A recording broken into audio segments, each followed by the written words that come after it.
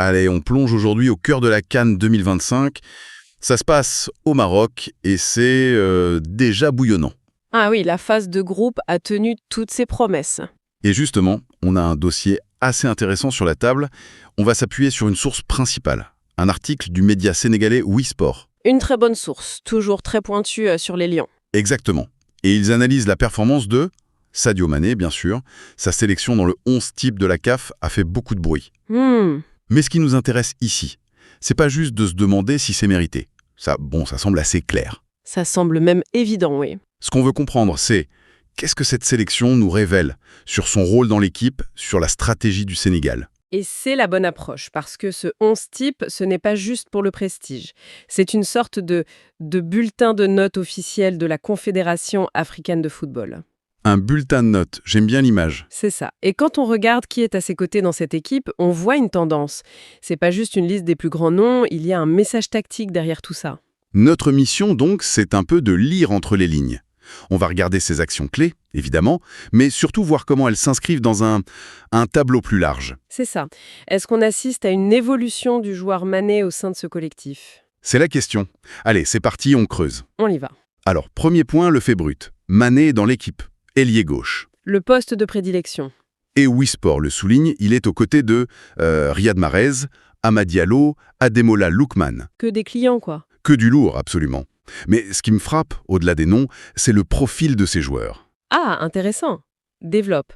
J'ai l'impression que la CAF a surtout récompensé des électrons libres, des créateurs de chaos, plus que des finisseurs purs et durs. C'est une excellente observation. Il y a une chose qui saute aux yeux, c'est l'absence de numéro 9 traditionnel. Oui. Pas de renard des surfaces classiques. Exactement. Lookman, Mahrez, Diallo, Mané, ce sont tous des joueurs qui aiment bouger, provoquer, dribbler.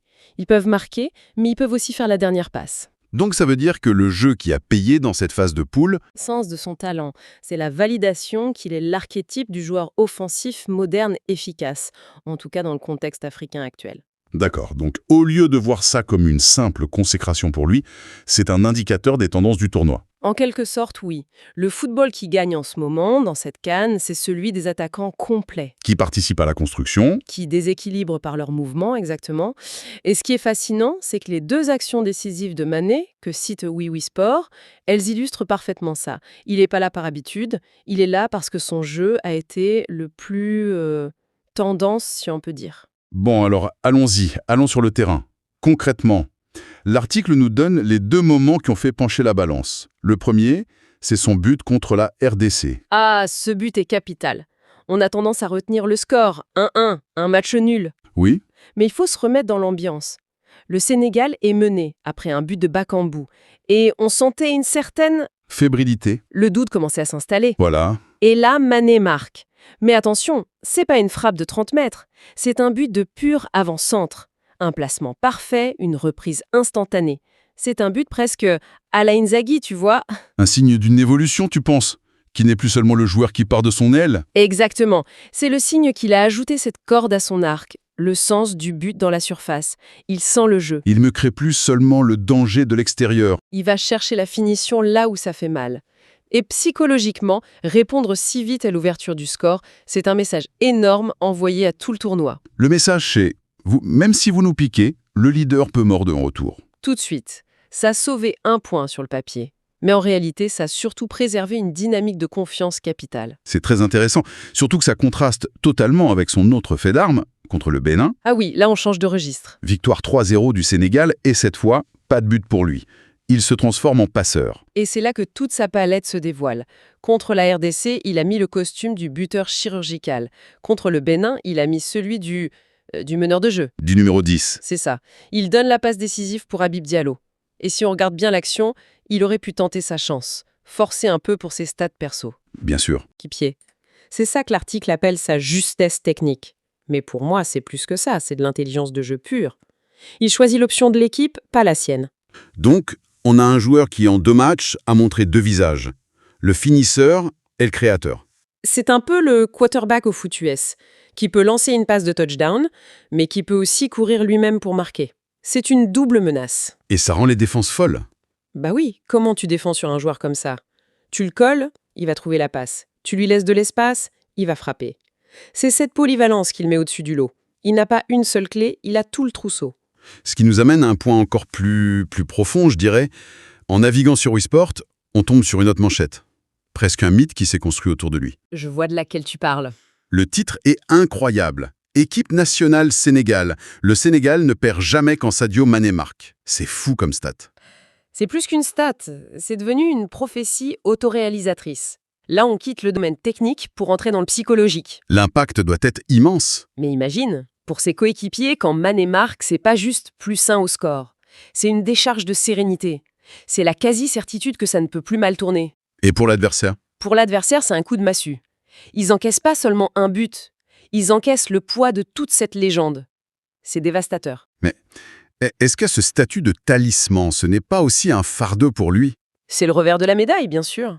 Ça lui donne une aura, mais la pression doit être monumentale. Le jour où il marquera et que le Sénégal perdra quand même. Exactement. Surtout en phase à élimination directe. Le retour de bâton pourrait être terrible. Pour l'instant, ça renforce son leadership de manière exponentielle. Mais c'est une épée de Damoclès. Il n'a pas le droit d'être juste un buteur. Il doit être le garant de la victoire. Et il a l'air de prendre ce rôle très à cœur. D'ailleurs, un autre article de Wii Sport, celui qui donne les notes du match contre le Bénin, apporte un éclairage crucial. Il nous dit que pendant que Mané était inspiré, d'autres cadres techniques comme Iliman Ndiaye ou Pape Matar Sarr étaient, et je cite, en difficulté. Et voilà. Pour moi, c'est peut-être l'information la plus importante de toutes. Ah oui? Bah oui, ça nous montre que sa performance, elle n'a pas eu lieu dans le contexte d'une équipe qui déroulait tranquillement son football. Pas du tout. Il a été décisif au moment où le cœur du jeu de son équipe était en panne. Donc, il n'est pas la cerise sur le gâteau. Il est le mécanicien qui fait tourner le moteur quand des pièces commencent à gripper. C'est ça, la définition d'un joueur clutch. Briller quand tout va bien, c'est une chose. C'est facile, ça. Mais produire l'étincelle, ici, la passe décisive qui débloque le match quand le jeu est moins fluide, c'est ça la marque des plus grands. Il compense les méformes des autres. C'est un leadership par l'exemple, pas par les grands discours. C'est comme s'il disait au reste de l'équipe « Ok, aujourd'hui c'est dur, mais passez-moi le ballon, je vais trouver la solution. » Et il la trouve. Mais est-ce que ce n'est pas dangereux pour le Sénégal de développer une telle dépendance? Si la stratégie, c'est « on attend l'exploit de Sadio », Ça peut devenir prévisible, oui. en quart ou en demi, les adversaires vont s'adapter. Ça a fonctionné, mais les futurs adversaires ne vont analyser qu'une chose, comment couper l'influence de Sadio Mané. Donc la clé, c'est que les autres se mettent au niveau. La capacité des autres, comme Ndiaye et Sarr, à retrouver leur meilleur niveau sera décisive. Mané peut leur faire gagner un match, mais il ne peut pas gagner le tournoi tout seul. Donc, si on résume, l'analyse de Wii Sport nous montre que sa sélection dans le 11 type, c'est loin d'être anecdotique. C'est la reconnaissance de son évolution, Il est devenu un attaquant total. capable d'être le finisseur impitoyable, Et le créateur altruiste. et surtout au moment où son équipe en a le plus besoin, On est passé du Mané détonateur au Mané couteau suisse. c'est une bonne image. Et son statut de talisman, cette statistique folle, ça renforce l'idée qu'il est le centre de gravité de l'équipe, émotionnel et psychologique. Sa performance en poule a mis la barre très très haut. Et elle le désigne clairement comme l'homme à abattre pour la phase finale. Tous les regards sont sur lui. Et pour finir, il y a une dernière pensée qui me vient en lisant tout ça en filigrane.